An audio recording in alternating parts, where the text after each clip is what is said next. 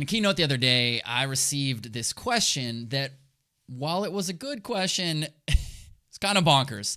And it was so indicative and revealing of the way that many organizations think about security, and that misconception holds them back. And the question was basically this. The question was, what we're required to do is a highly regulated industry. They're like, what we're required to do by this regulatory body, is the regulation good enough for us to be secure in the ways that you just described in the keynote you just did? And what the question was asking, they literally said this afterwards. They said, because no one is going to go beyond doing that minimum of what is required for them. So, is the minimum good enough?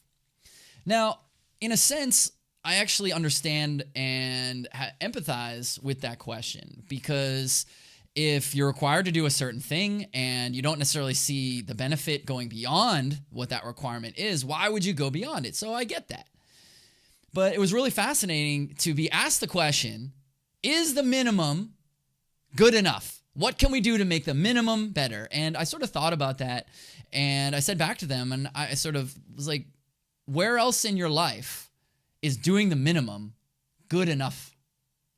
And everyone kind of thought about that. They sort of like literally scratched their chins and were thinking, well, I guess that makes sense. Like, I'm not going to get promoted by doing the minimum. I'm not going to start the company or get the funding or achieve that really hard goal or accomplish a fitness objective or find love. I'm not going to do any of these things in my life by just doing the minimum. I think everyone inherently knows that the minimum is not enough to accomplish hard things. So why do we think that in security, the minimum will be sufficient? Well, in my estimation, it's not sufficient. Yes, we do need to be pushing the regulatory bodies in any industry to provide guidance that raises the bar. But anyone who's trying to comply with that should realize that the minimum is never going to be sufficient. It takes so many years, so much compromise. Regulation is so watered down from what actually matters to secure a system, and it's not even necessarily specific to your unique scenario.